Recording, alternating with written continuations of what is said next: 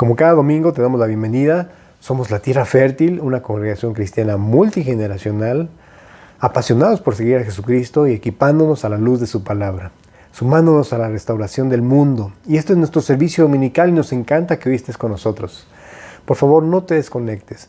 Cada domingo estamos haciéndote la invitación para que nos acompañes a través de Facebook Live o bien a través de nuestro canal de YouTube, La Tierra Fértil.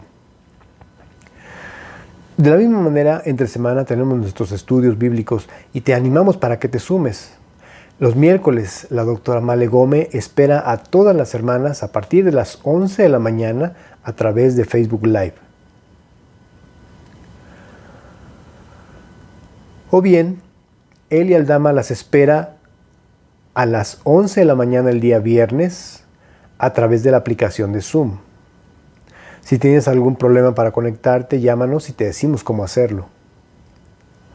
También los hombres nos reunimos para orar los sábados a las 9 de la mañana para posteriormente tener un estudio bíblico especialmente para hombres, muy interesante, a cargo de nuestro querido Álvaro Aldama.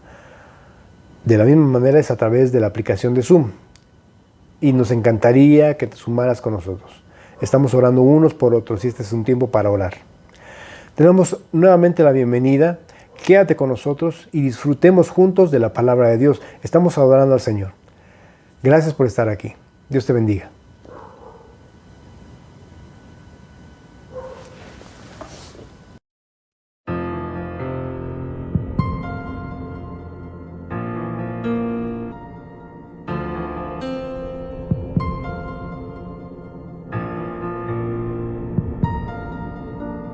Otra vez un dardo directo a mi alma, algo inesperado que me desgarra y me lleva hasta un desierto. Tú sabes lo que siento, pero no te reprocho nada.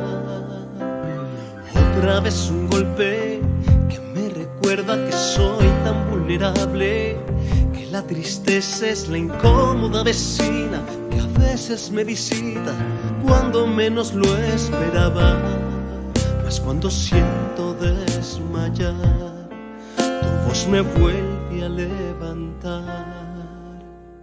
Tú, el Dios que da la vida, solo tú, en la más negra noche traes la luz, le das sentido y paz a mis tormentas. Tú, la fe que da respuesta a mis porqués. Hay tanto que no alcanzo a comprender. Me basta saber que no me faltará tu amor.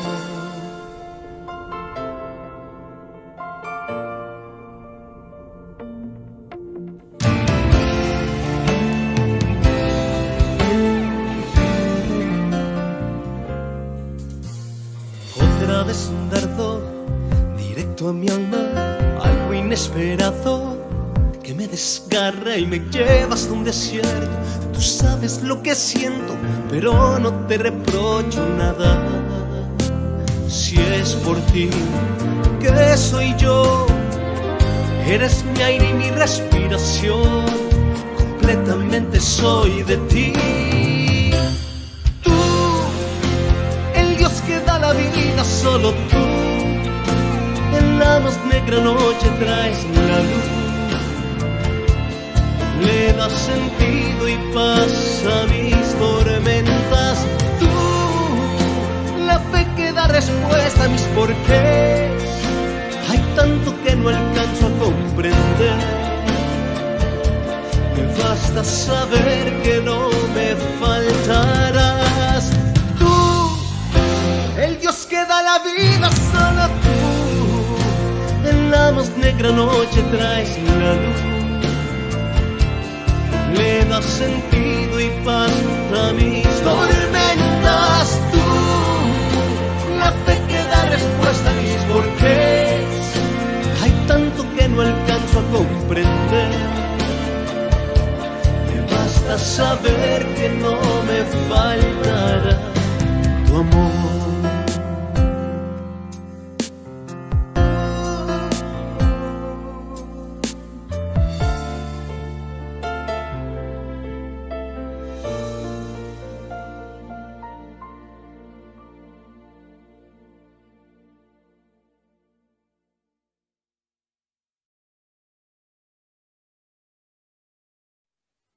Salmo 25.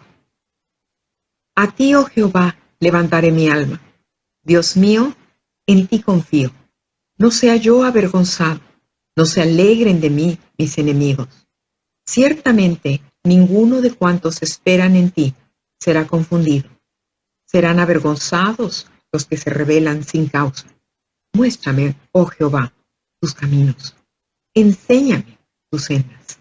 Encamíname en tu verdad y enséñame, porque tú eres el Dios de mi salvación.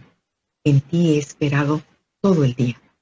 Acuérdate, oh Jehová, de tus piedades y de tus misericordias, que son perpetuas. De los pecados de mi juventud y de mis rebeliones, no te acuerdes. Conforme a tu misericordia, acuérdate de mí, por tu bondad, oh Jehová. Bueno y recto es Jehová. Por tanto, Él enseñará a los pecadores el camino. Encaminará a los humildes por el juicio y enseñará a los mansos su carrera. Todas las sendas de Jehová son misericordia y verdad para los que guardan su pacto y sus testimonios.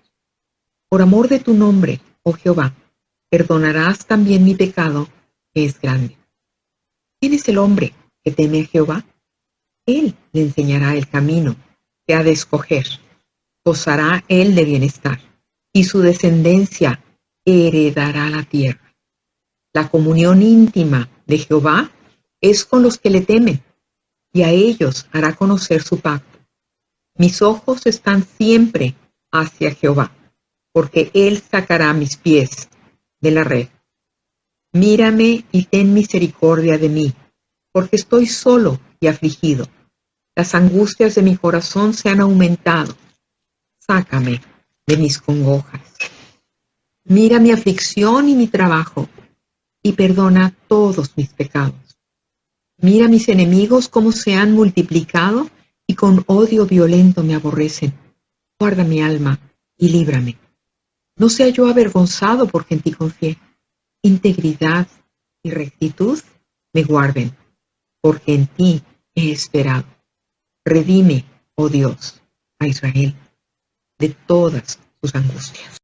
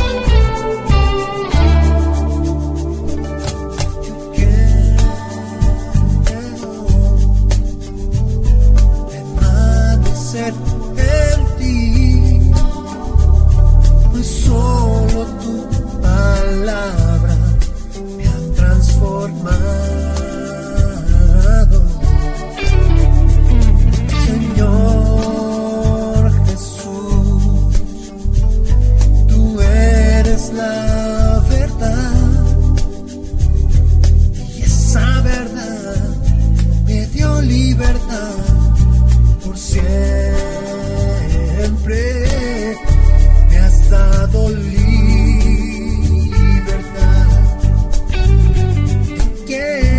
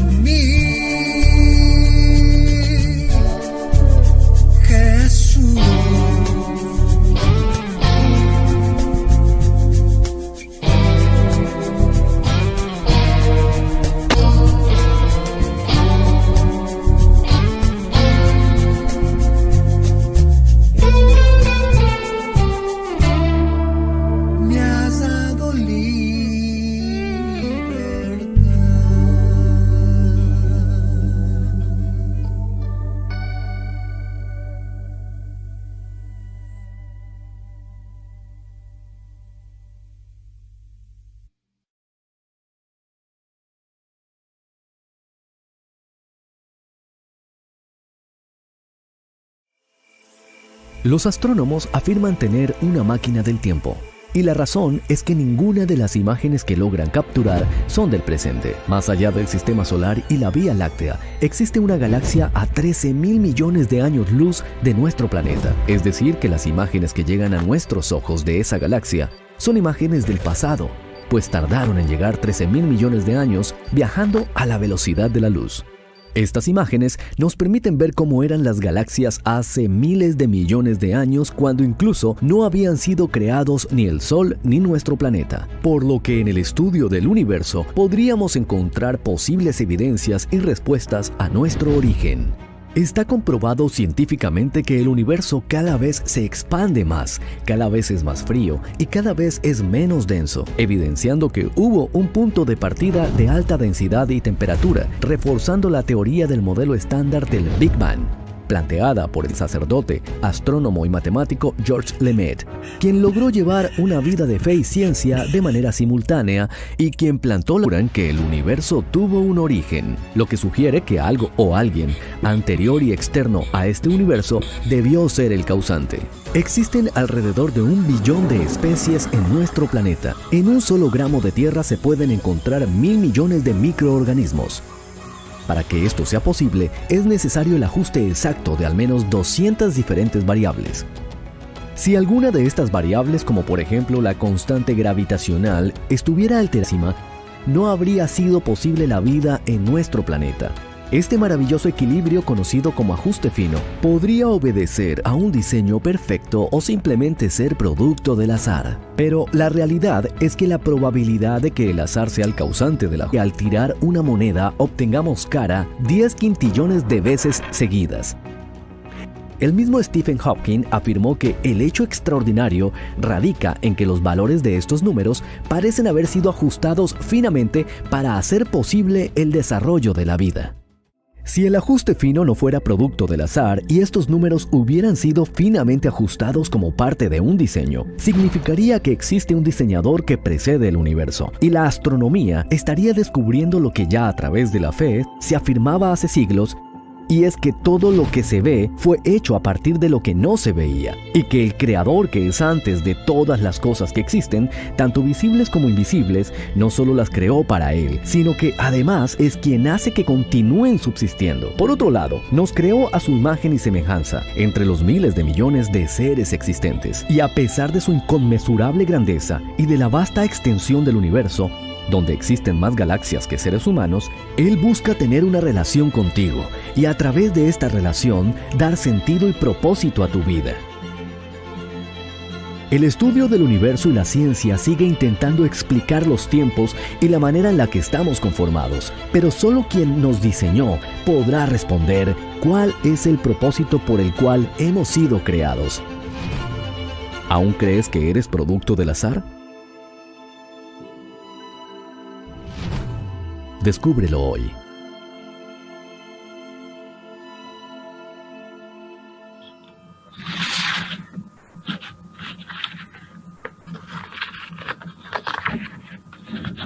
Buenos días, hermanos y hermanas. Me da mucho gusto dirigirme a ustedes y tener la oportunidad, el privilegio de compartir la palabra de Dios con ustedes. Primeramente vamos a orar. Padre bendito, te damos gracias porque tú eres bueno, Señor, para siempre es tu misericordia y tu verdad permanece para siempre. Yo te ruego, Señor, que tu Espíritu Santo tome el control absoluto de esta reunión, Señor, y que seas tú glorificado y al igual que nuestro Señor Jesucristo. Cumple tu propósito en nosotros, te lo rogamos. En el nombre de Jesucristo, nuestro Señor y Salvador. Amén. Bien, hoy nos toca, de acuerdo con el estudio secuencial que llevamos verso a verso de los libros de la Biblia, el pasaje que se localiza en Marcos 3, del 20 al 30. Marcos 3, del 20 al 30. Que dice: y se agolpó de nuevo la gente, de modo que ellos ni aún podían comer pan. Cuando lo oyeron los suyos, vinieron para prenderle, porque decían: está fuera de sí.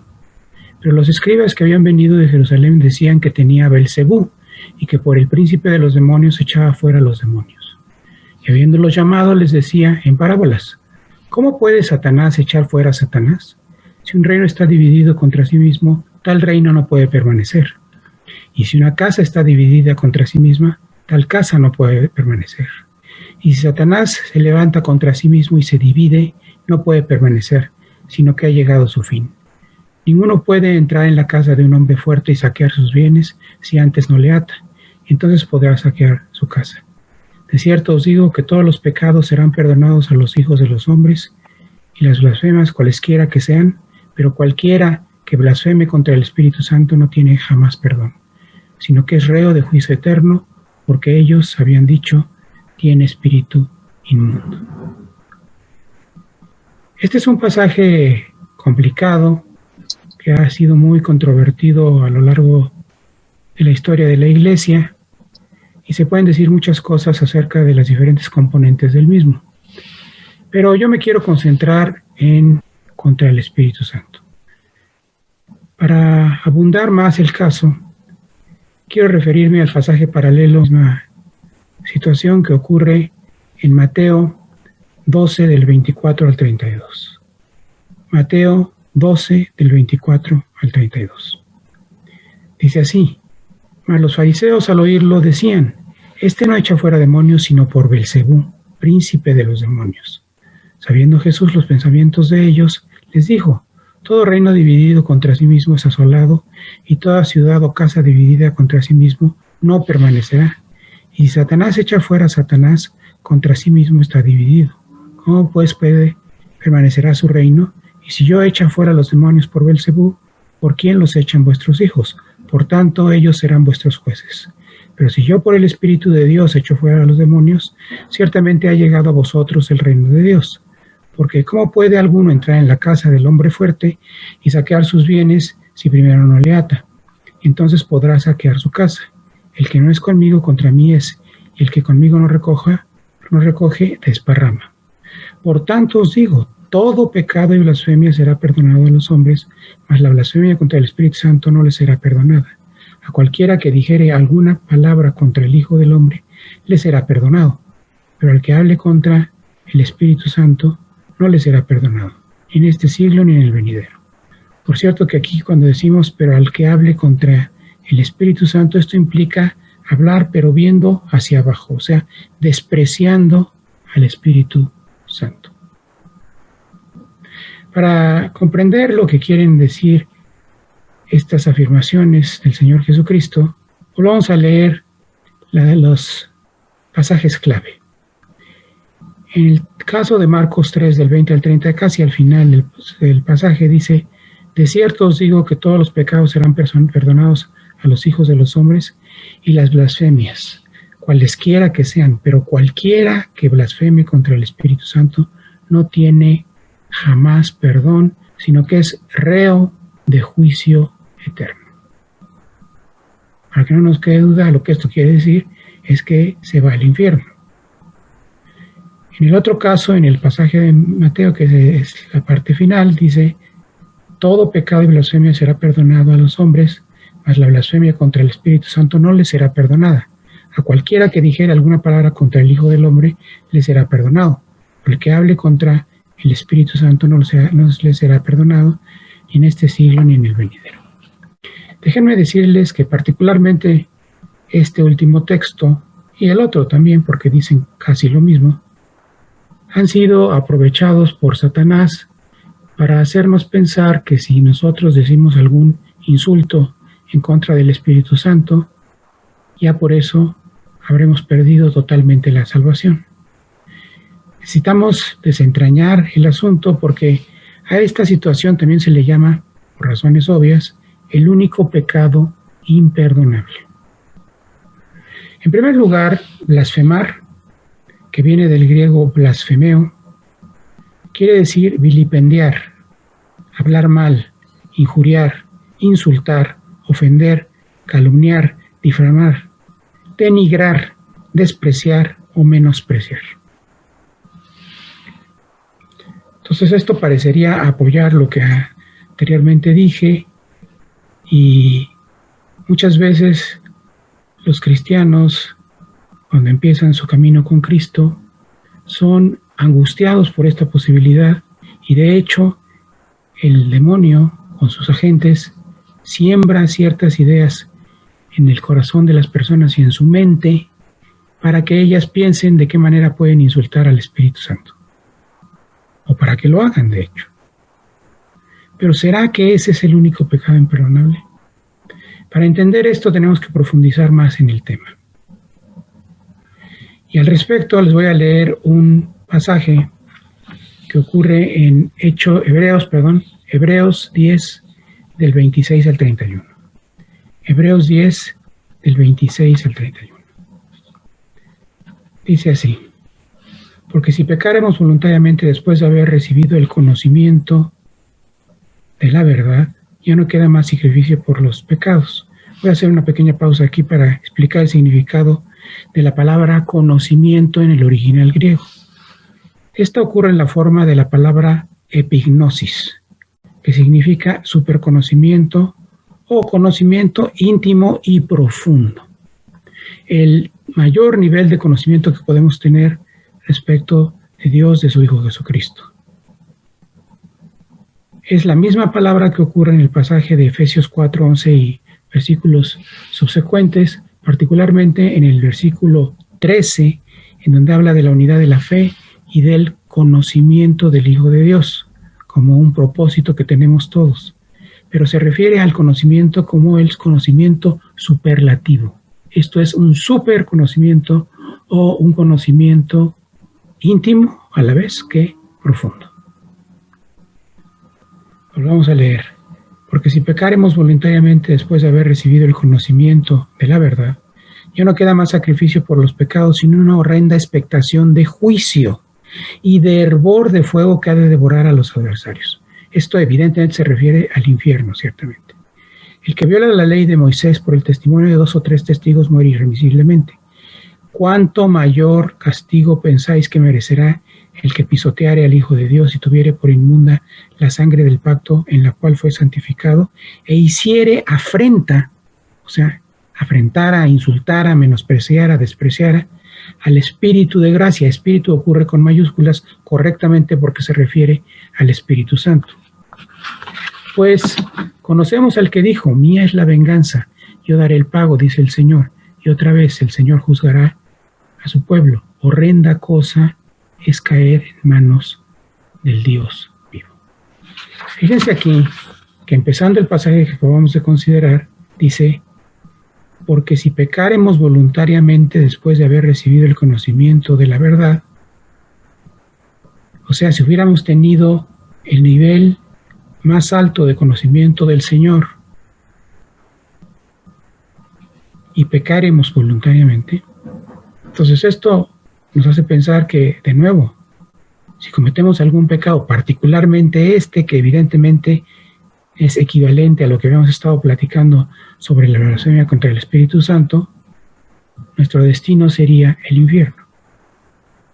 Como ya dije, Satanás y sus huestes utilizan estos pasajes para que los cristianos tengan un sentimiento de culpa tal que sean inmovilizados o crean, peor tantito, que ya están condenados a ir al infierno. Pero esto no es así, como vamos a ver después. De hecho, a lo que se refiere este pasaje es a lo que correctamente se describe como apostasía. Esta es una palabra que proviene de una palabra que se pronuncia igual en el griego y en el español. Esto es apostasía. Y de hecho se le refiere como respuesta a ciertos interrogantes que pueden surgir relativos al final de los tiempos. En 2 de Tesalonicenses 2:3, aparece esta palabra en la Escritura. Y de hecho, es la única vez que se utiliza en esta forma en el griego. Nadie os engañe en ninguna manera, porque no vendrá sin que antes venga la apostasía, o sea, el fin no vendrá antes de que venga la apostasía y se manifieste el hombre de pecado, el hijo de perdición. Esto evidentemente habla de los últimos tiempos, habla de la tribulación, del anticristo, que es el hombre de pecado, y el hijo de perdición. No vendrá el fin sin que antes venga la apostasía. Esto quiere decir, como vamos a ver en un momento más, que durante los tiempos del fin, que será un tiempo de prueba, no solo para el mundo en general, sino para la iglesia también, será común, frecuente la apostasía, debido a que va a haber persecución y a un grado extremo, de tal manera que la gente que no negare su fe sería asesinada. Y vamos a ver después de qué forma específicamente. Apostasía, como dije antes, se pronuncia de la misma manera en griego y en español, y quiere decir el abandono de la fe, la negación de Cristo. De hecho, es el femenino de otra palabra que ocurre también en la Biblia, pero en el género masculino, que es apostación. Y quiere decir divorcio.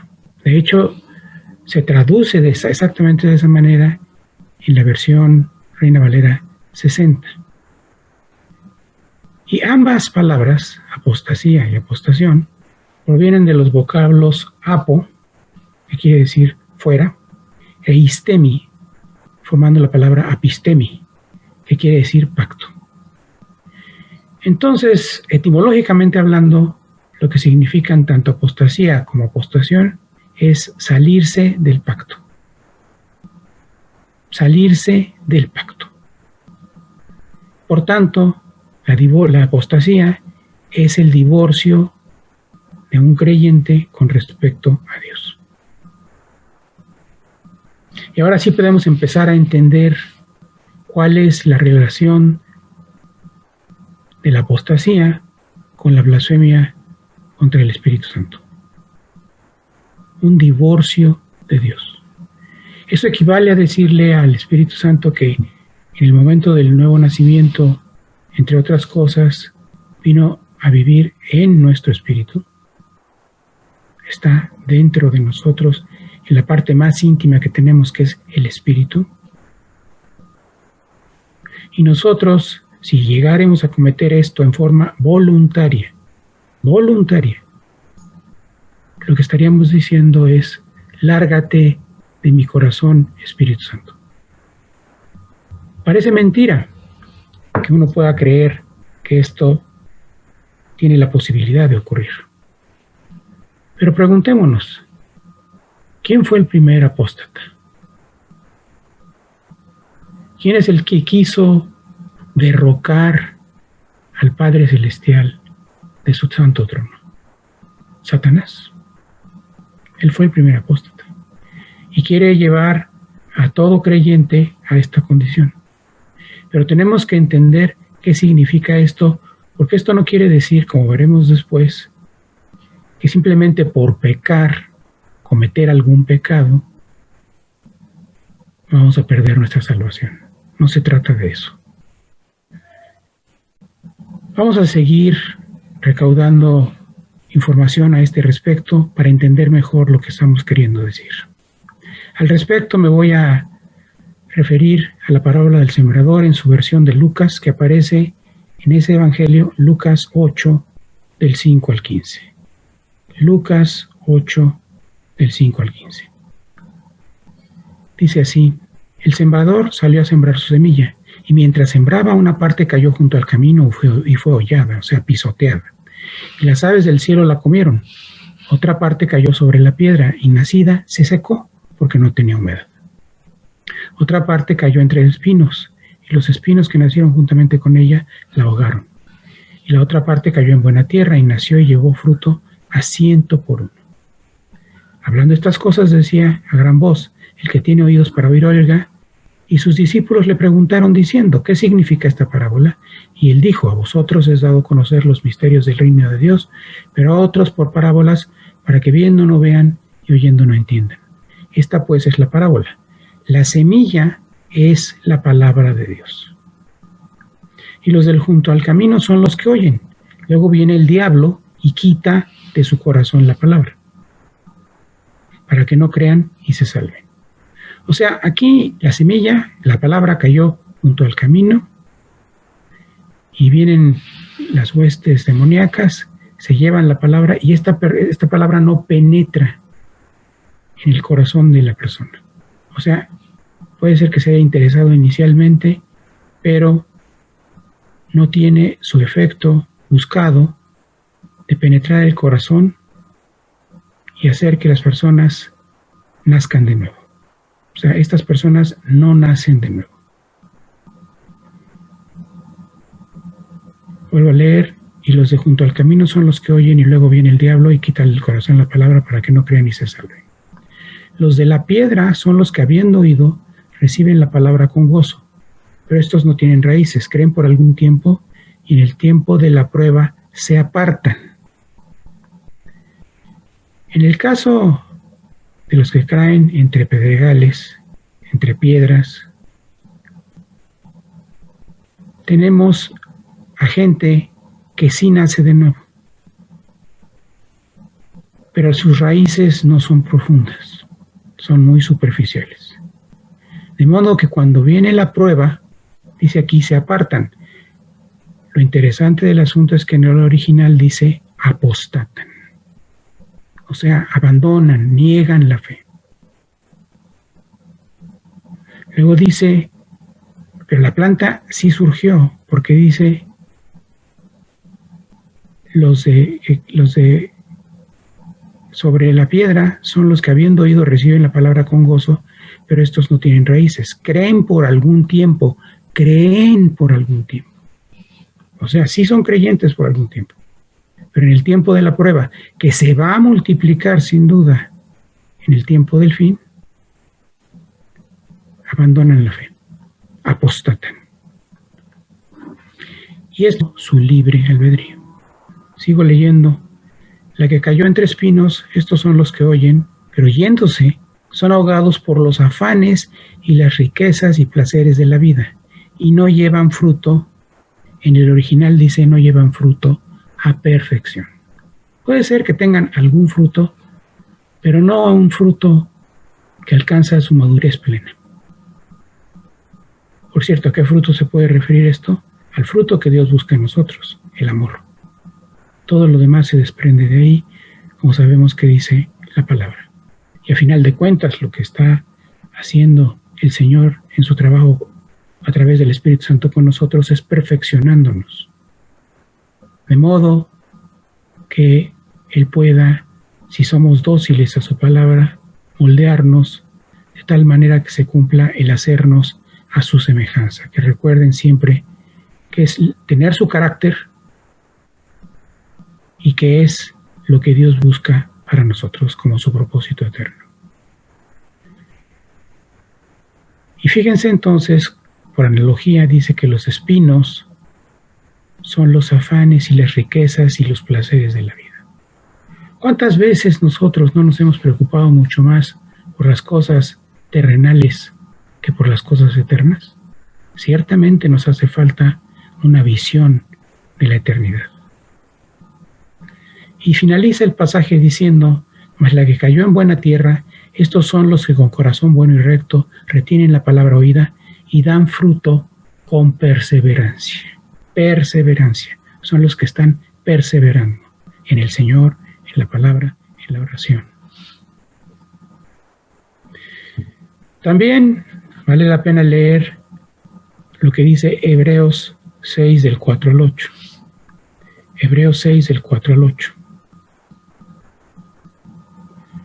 Porque es imposible que los que una vez fueron iluminados y gustaron del don celestial, estos son naturalmente creyentes y fueron hechos partícipes del Espíritu Santo y asimismo gustaron de la buena palabra de Dios y los poderes del siglo venidero y recayeron, sean otra vez renovados para arrepentimiento, crucificando de nuevo para sí mismos al Hijo de Dios, exponiéndole a vituperio, porque la tierra que bebe la lluvia que muchas veces cae sobre ella y produce hierba provechosa a aquellos por los cuales es labrada, recibe bendición de Dios, pero la que produce espinos y abrojos, cardos y espinos como en la parábola del sembrador, los afanes, las preocupaciones, los placeres de esta vida, esta es reprobada y está próxima a ser maldecida y su fin es ser quemada.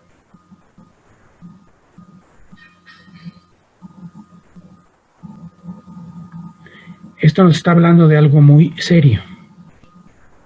Pero quiero hacer la aclaración de una vez. No se refiere a que el creyente, el cristiano, el Hijo de Dios, peque. Simplemente cometa algún pecado, porque sabemos que todos somos pecadores y que Dios, en ese proceso al que nos está sometiendo de perfeccionamiento, va permitiendo circunstancias que permitan, a su vez, que el Espíritu Santo lleve a cabo su labor de santificación. Y cuando ésta se lleva a cabo de la manera más eficaz posible, llega a ser un proceso cuya meta es la identificación con Cristo, que al final de cuentas, de nuevo, es una forma de decir el propósito eterno de Dios. Recuerden lo que hemos dicho muchas veces. Dios dijo, hagamos al hombre a nuestra imagen y semejanza. Eso ocurre en Génesis 1:26. Pero el 1:27 dice, y creó Dios al hombre, a imagen de Dios lo creó, varón y hembra los creó. Ya no menciona la semejanza, y la semejanza, insisto, es la similitud de carácter. Es que compartamos la esencia de Dios, y la esencia de Dios es el amor. El que no ama no ha conocido a Dios, porque Dios es amor. Y eso es lo que mueve todo.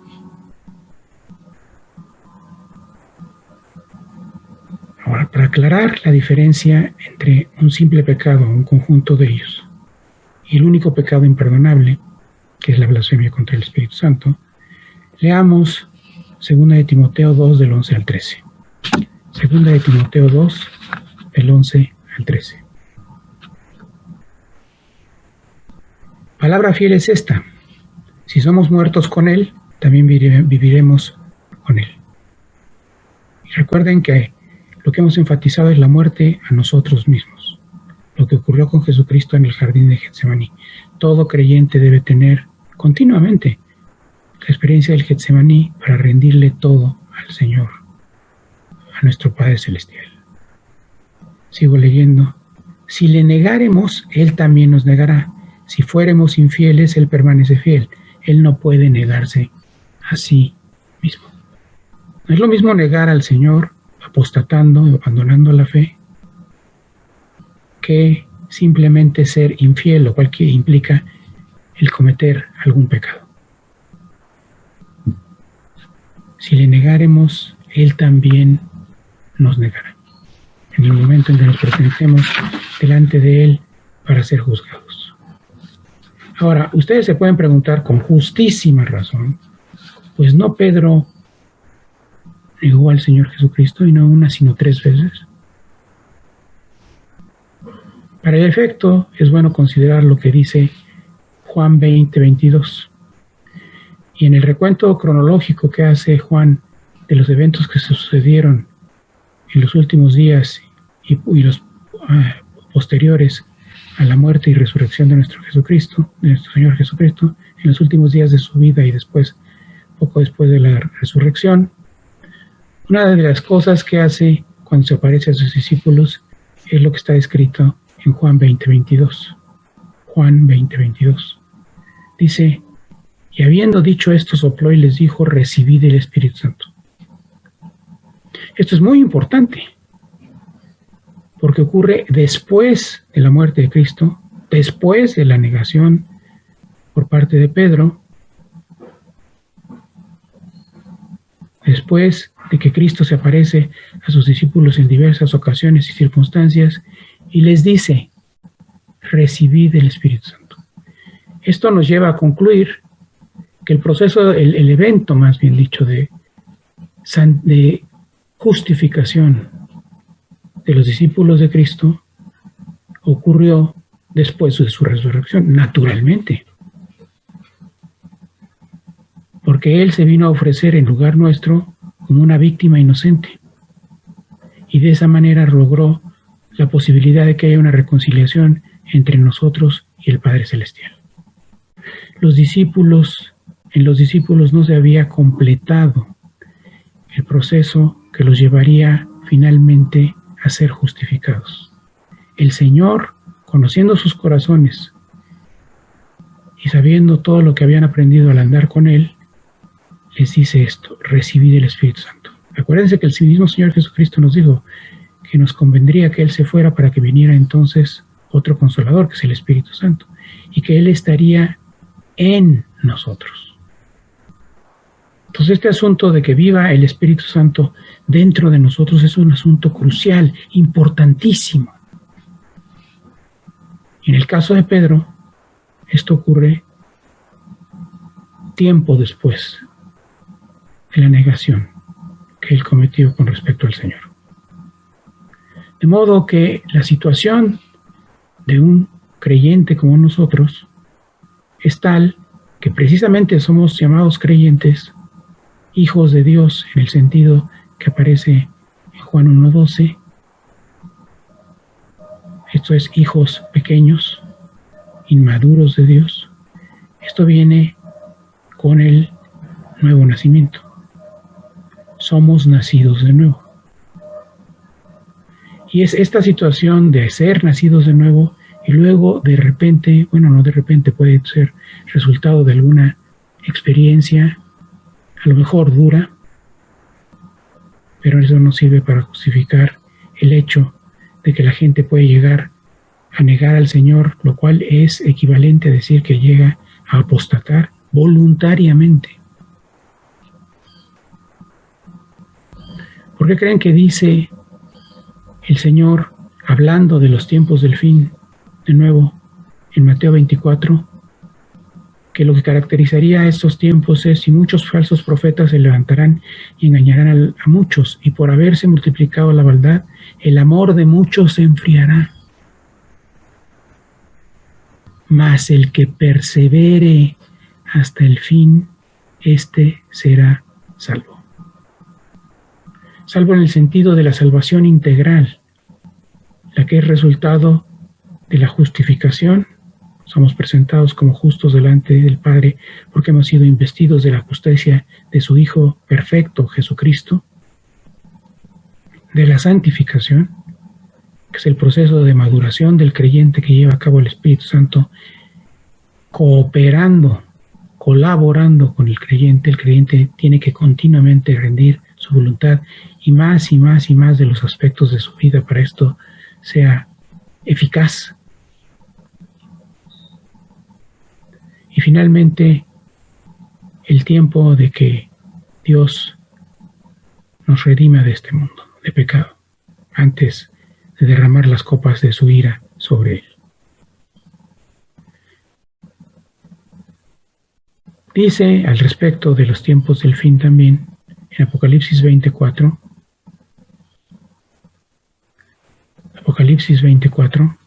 y vi tronos, y se sentaron sobre ellos los que recibieron la facultad de juzgar, y vi las almas de los decapitados. ¿Se acuerdan que les dije que los creyentes perseguidos durante los últimos tiempos serían asesinados?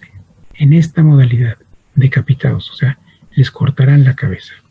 Por causa del testimonio de Jesús y por la palabra de Dios, los que no habían adorado a la bestia ni a su imagen, que es el anticristo, y la imagen la hace posible el falso profeta con las señales que hace, y que no recibieron la marca en sus frentes ni en sus manos, y vivieron y reinaron con Cristo 1000 años. Entonces les decía que como resultado de la persecución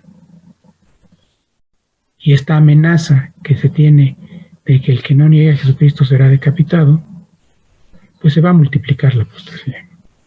Y entonces esto nos lleva a reflexionar en qué grupo queremos estar de los descritos en la parábola del sembrador. La semilla que cae junto al camino, la que cae entre pedregales, la que cae entre cardos y espinos, o la que cae en buena tierra, en tierra fértil, como es el nombre de esta iglesia que Dios estableció en su soberanía y la manifestación de su gracia sobre ella. ¿A qué grupo queremos pertenecer? ¿Será que, como dije antes, no hemos desarrollado una visión de la eternidad y seguimos todos muy preocupados de lo que va a pasar mañana? De hecho, el mundo, nuestro país, Estados Unidos, todos están convulsionados como resultado de la pandemia que estamos padeciendo. Hay muchas restricciones. Los trabajadores no están seguros de sus empleos. Tienen situaciones económicas e intrafamiliares muy difíciles.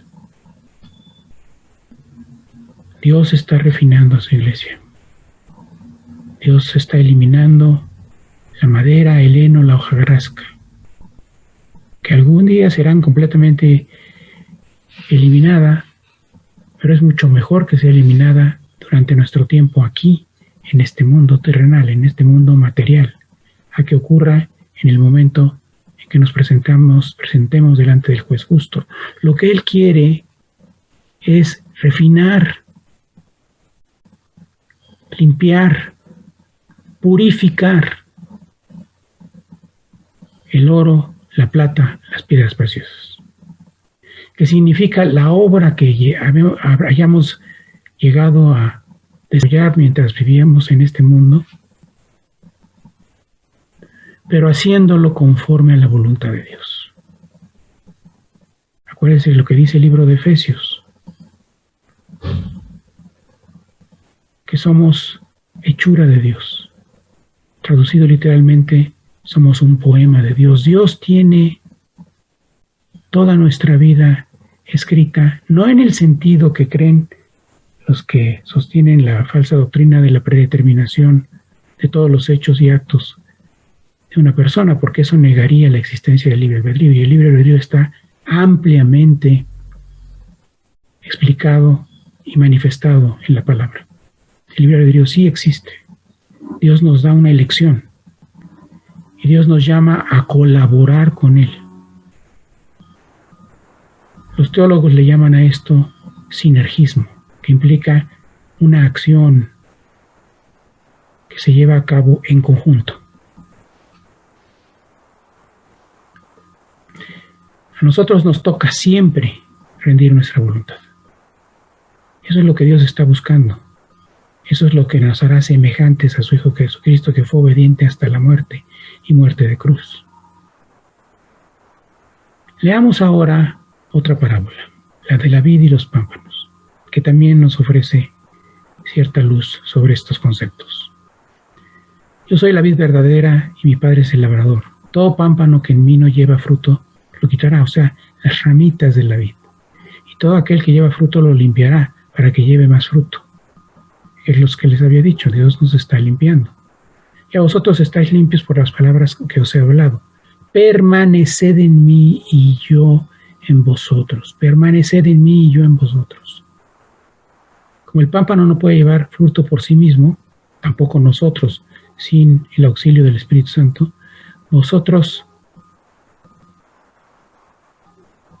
como el pámpano no puede llevar fruto por sí mismo si no permaneciera en la vid, así tampoco nosotros si no permaneciereis en mí. Yo soy la vid, vosotros los pámpanos. El que permanece el que permanece en mí y yo en él, éste lleva mucho fruto, porque separados de mí nada podéis hacer. El que en mí no permanece será echado fuera como pámpano, y se secará. Y los recogen y los echan en el fuego y arden. Esto es una representación metafórica del infierno. Si permanecéis en mí, mis palabras permanecen en vosotros, pedid todo lo que queréis y os será hecho. En esto es glorificado mi Padre, en que llevéis mucho fruto y seáis así mis discípulos. Como el Padre me ha amado, así también yo os he amado, permanecer en mi amor. En esto es glorificado mi Padre, en que llevéis mucho fruto. ¿A qué fruto se refiere? El fruto del Espíritu es amor, según lo dice el libro de Gálatas. Amor es la esencia de Dios. Y recuerden, Dios nos dio libre albedrío porque quería seres que voluntariamente le amaran.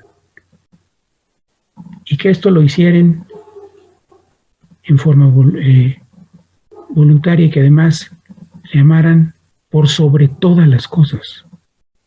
Por eso es que el Señor Jesucristo, cuando se refiere al primer y más grande mandamiento y al segundo, que es semejante a este, dice que en esos 2 mandamientos se contiene toda la ley y los profetas. Esto es toda la Escritura.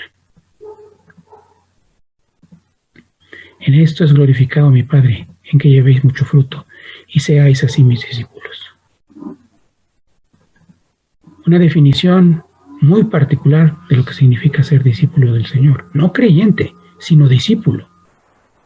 El que tiene una entrega total a nuestro Padre Celestial. En esto es glorificado mi Padre, en que llevéis mucho fruto, o sea, en que améis sacrificialmente como Él lo hace. Y así se logre la semejanza con Dios. Podemos ir concluyendo que la blasfemia contra el Espíritu Santo y la apostasía implican la decisión de voluntariamente rechazar a Dios y su salvación renunciando a ella. Esta blasfemia la lleva a cabo alguien que no es creyente y que jamás, por su propia voluntad, quiere aceptar la oferta de gracia de nuestro Padre Celestial a través de Jesucristo. Dios nos ofrece a todos los seres humanos una forma de evitar la condenación eterna, una absolución. Ya no tenemos que pagar la deuda nosotros con nuestra propia vida. Eso lo hizo a través de un sacrificio perfecto de sí mismo, nuestro sumo sacerdote conforme al orden de Melquisedec, esto es Jesucristo. Pero la voluntad de Dios, como dice el libro de 1 Tesalonicenses, el capítulo 4, es nuestra santificación. Y que ésta sea completada, perfeccionada, para que lleguemos a tener la semejanza con Cristo. Y que aspiremos a incluso padecer lo que Él padeció, o ser semejantes a Él en su muerte, como lo expresó Pablo en el libro de Filipenses, capítulo 3.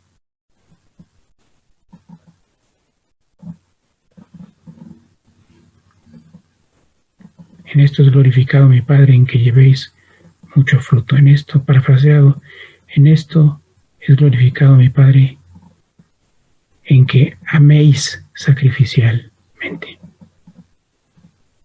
Al respecto es bueno recordar que nosotros fuimos creados para glorificar a Dios, según lo dice el libro de Efesios en su capítulo 1 un par de veces. En Isaías 43:7, dice que para gloria suya fuimos creados. El libro de Efesios se expresa como para alabanza de su gloria. Ese es el propósito eterno, no lo olvidemos. La obra de Dios se centra en Dios mismo. El protagonista de la historia es Él, no nosotros. No la consecución de los bienes materiales, de la estabilidad y tranquilidad financiera, nada de eso. Nosotros fuimos creados para glorificar al Señor. Y lo que lo glorifica es que lo amemos a Él sobre todas las cosas y a nuestro prójimo como a nosotros mismos. De nuevo, la blasfemia contra el Espíritu Santo y la apostasía implican la decisión de voluntariamente rechazar a Dios y su salvación, renunciando a ella, esto es, a la salvación.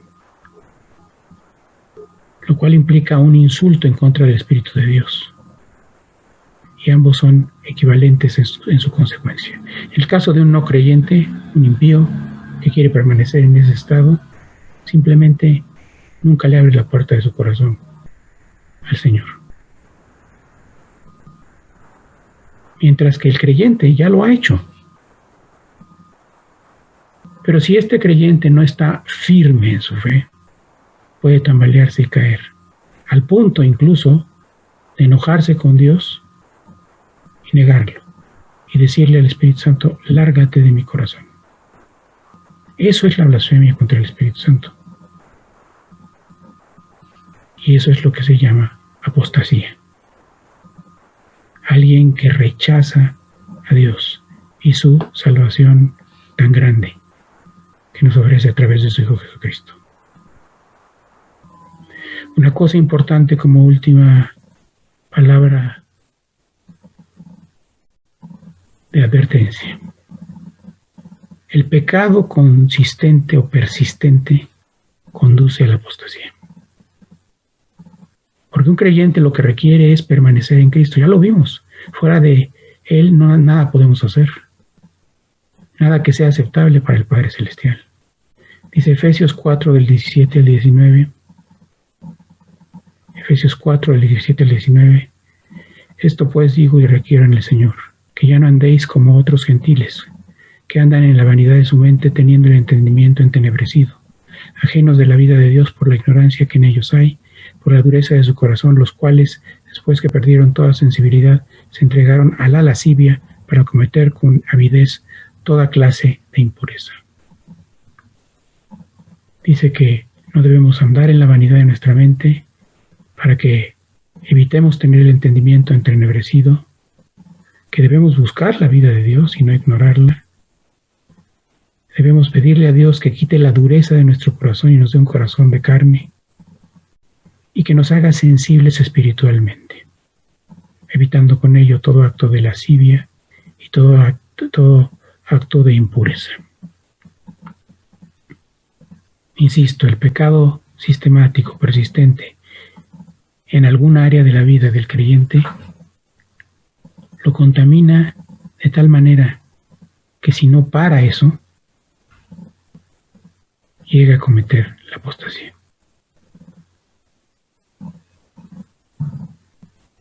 No sabemos con certidumbre cuándo va a venir el Señor.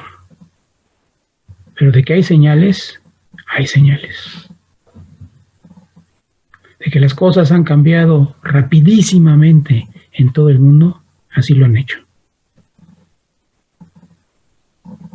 ¿Cuáles deben ser las palabras de ánimo que podemos tener ante una situación así?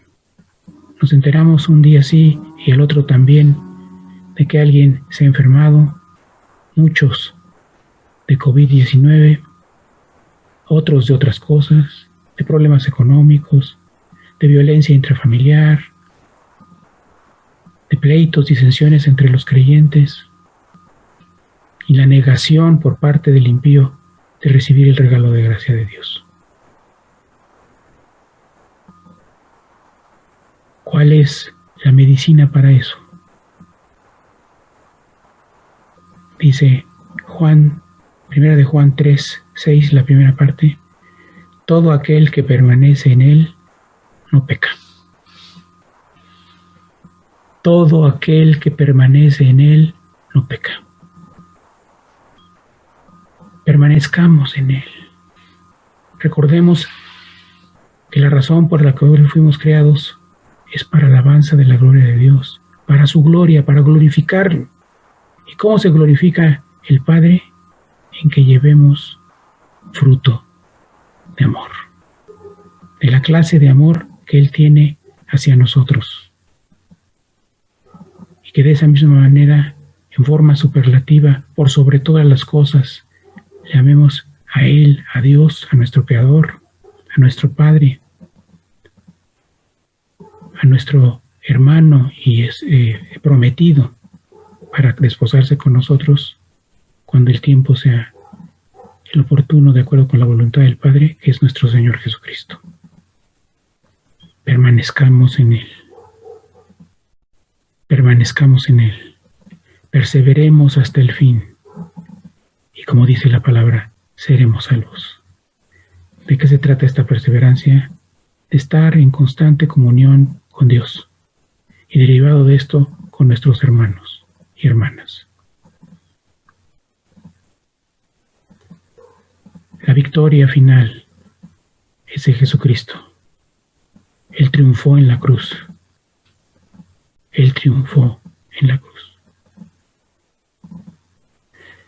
Así como Él lo hizo en la cruz, Jacob, cuando se encuentra con el ángel de Jehová, lucha con él. Y le dice, no te dejaré ir hasta que me bendigas. ¿Cuál es la mayor bendición que podemos tener de parte de Dios? Que Él nos forme, nos amolde a su semejanza. Que cumplamos a través del Espíritu Santo que ha sido dado a nosotros, su propósito eterno. Y que algún día le veamos a Él cara a cara y disfrutemos de su hermosura y le hagamos preguntas en su santuario, como dice el Salmo 27, en el versículo 4. ¿Qué mejor cosa podemos esperar? Tenemos el ejemplo de Abraham, de Sara, de Moisés, de muchos otros que aparecen en el capítulo 11 de la Carta a los Hebreos, los cuales no pretendían tener una casa, un lugar de habitación en una ciudad terrenal, sino que ellos aspiraban a la ciudad celestial. Perseveremos en el Señor, hermanos y hermanas. Perseveremos en el Señor. Leamos su palabra, oremos, tengamos contacto unos con otros, ayudándonos cuando surge la necesidad. Dios nos está dando amplias oportunidades de amarnos mutuamente. Y no nos desesperemos, no perdamos la esperanza. Nuestra esperanza es Jesucristo. Y debemos animarnos. La vida en este mundo es pasajera. Nosotros debemos tener una visión que va mucho más allá. Esto es, a la ciudad celestial, la Nueva Jerusalén, la habitación eterna del Padre, el Hijo y aquellos con quienes se despose el Hijo. Aspiremos a estar en esa congregación de los primogénitos. Oremos. Padre bendito, te damos gracias por tu palabra. Gracias porque tu Espíritu Santo nos guía al conocimiento de toda verdad. Permite y ayúdanos a ser dóciles a ti, Señor, para que tú puedas hacer tu obra a través de tu Santo Espíritu. Límpianos, Señor. Quita todo aquello que no te agrada. Y ayúdanos a perseverar en ti sin importar las circunstancias. Y todo sea hecho para honra y gloria de tu santísimo nombre y de nuestro Señor Jesucristo, en cuyo nombre oramos. Amén.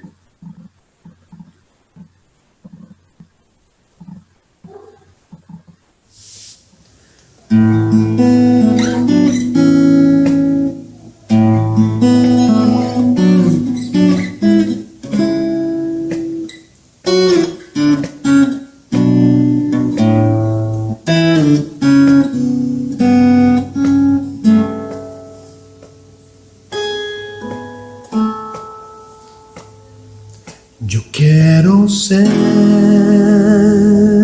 Señor, amame como el barro en manos del alfarero.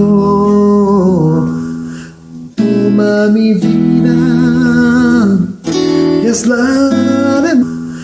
Toma mi vida y hazla de nuevo.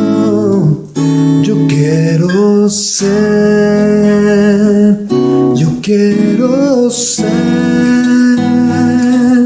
un vaso nuevo.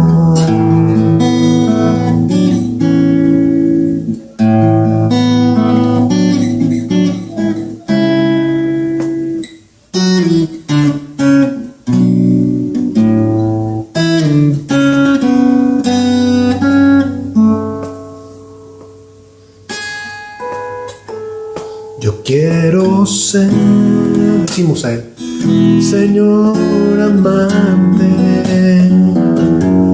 como el barro en manos del alfarero. Toma mi vida y hazla de nuevo. Yo quiero ser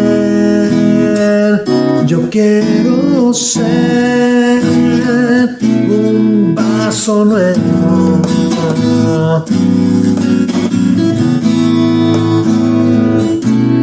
Toma mi vida y hazla de nuevo.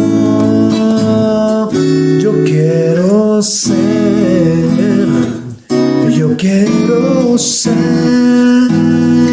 un vaso nuevo, un vaso nuevo.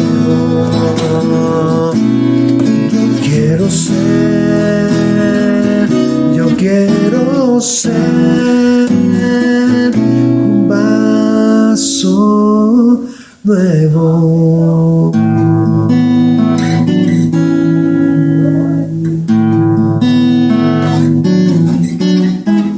Queremos ser un vaso nuevo, Señor.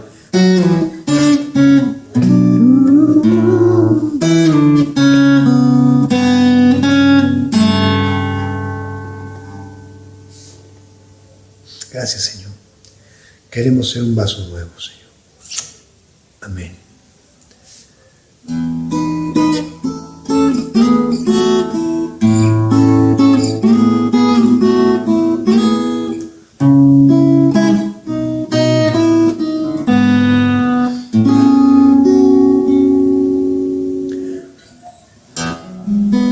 Cuando nadie me ve en intimidad, cuando no puedo hablar más que la verdad, cuando no hay apariencia, cuando al descubierto queda mi corazón, ahí soy sincero, ahí mi apariencia de piedad se va. Aquí es tu gracia lo que cuenta, tu perdón lo que sustenta para estar de pie. Decimos, y no podría dar la cara si no fuera porque soy revestido de la gracia y la justicia del Señor. Si me vieran tal cual soy, se enterarían que es Jesús lo que han visto reflejado en mí.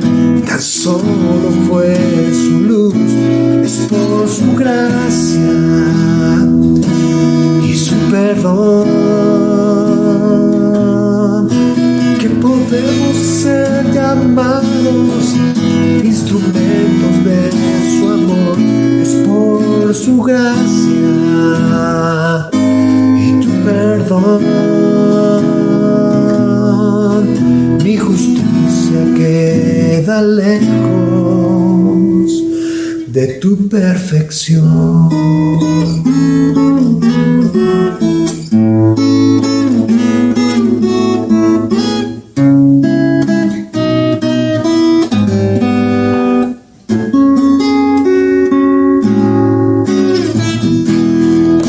Cuando nadie me ve en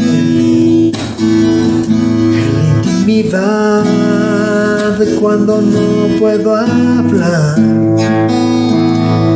más que la verdad, cuando no haya apariencias, cuando al descubierto queda mi corazón, ahí soy sincero, ahí mi apariencia de piedad se va. Aquí es tu gracia lo que cuenta, tu perdón lo que sustenta para estar de pie. Y no podría dar la cara si no fuera porque soy gracia y la justicia del Señor. Si me vieran tal cual soy, se enterarían que es Jesús. Lo que han visto reflejado en mí tan solo fue su luz. Es por tu gracia y tu perdón que podemos ser llamados instrumentos de tu amor. Es por tu gracia y tu perdón. Mi justicia queda lejos. Es por tu gracia y tu perdón que podemos ser llamados instrumentos de tu amor. Es por tu gracia y tu perdón. Mi justicia queda lejos de tu perfección.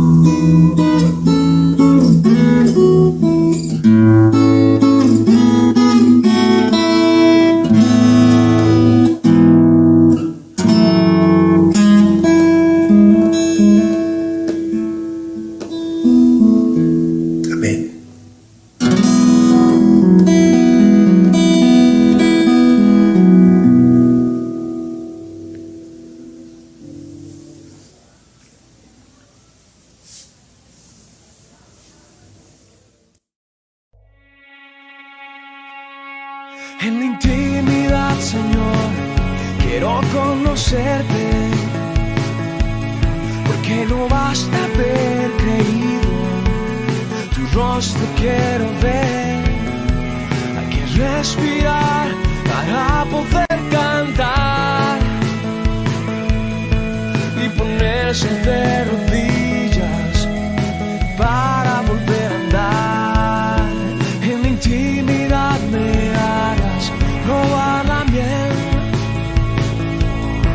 no me dejes en silencio, quiero escuchar tu voz. Me tengo que postrar si quiero levantarme y debo inclinarme para poderme enderezar. Señor, hazme conocer tus sendas, encamíname tu verdad, y enséñame, tú eres mi Dios, pongo en ti mi esperanza. Acuérdate, Señor, tu ternura y amor.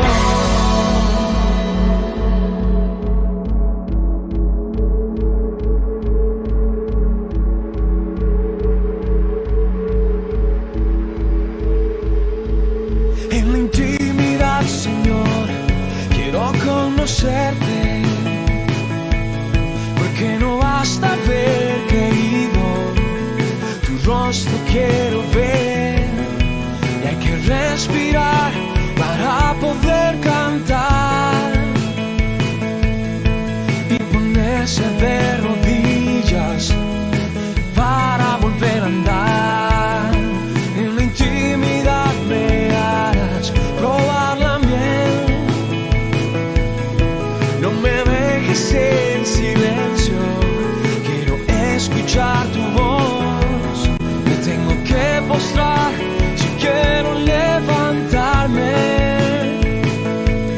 y debo inclinarme para poderme enderezar. Señor, hazme conocer tus sendas, encamíname tu verdad, enséñame, tú eres mi Dios, pongo en ti mi esperanza. Acuérdate, Señor, tu ternura y amor.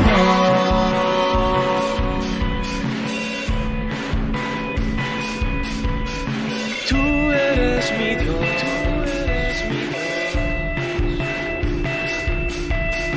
Acuérdate, Señor, tu ternura y amor.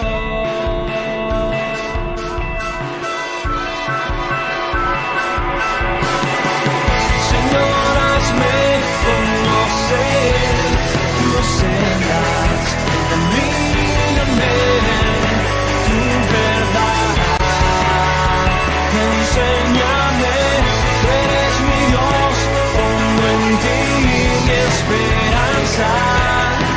Acuérdate, Señor, de tu ternura y amor. Señor, hazme conocer.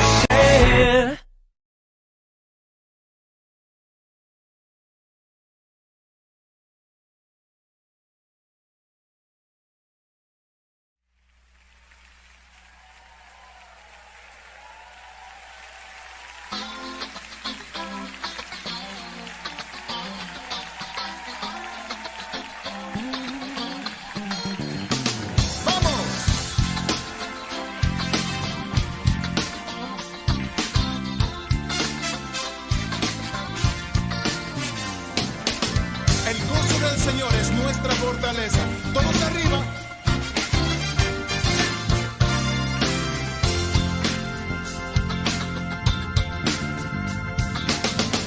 Con mi corazón te alabaré. Contaré tus maravillas, Señor. Alegraré y me gozaré en tu nombre altísimo. Plenitud de gozo, belleza y perfección. Plenitud de gozo, regocijo de vivir. ¿Alguien tiene gozo?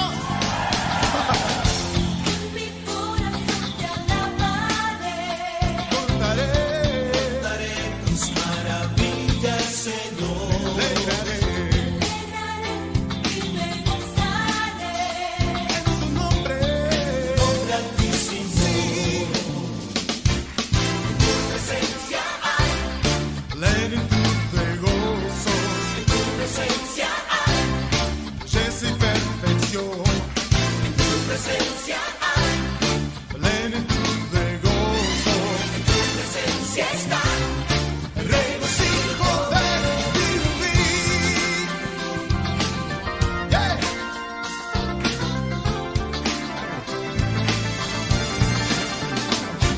En tu presencia hay plenitud de gozo. En tu presencia hay belleza y perfección. En tu presencia hay plenitud de gozo. En tu presencia está regocijo de vivir, de vivir. Hey, conmigo. Con mi corazón te alabaré. Este es un canto muy sencillo que todo el mundo puede cantar, desde el más pequeño hasta el más grande.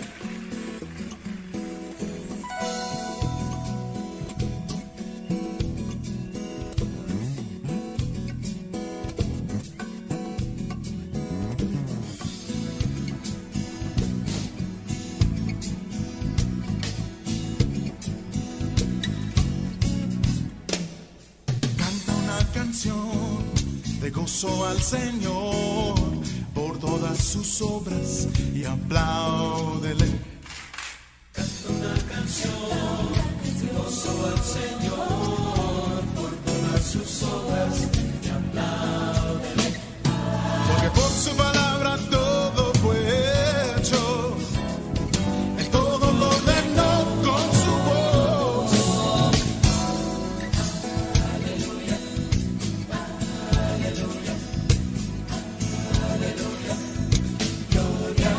Gloria a Dios.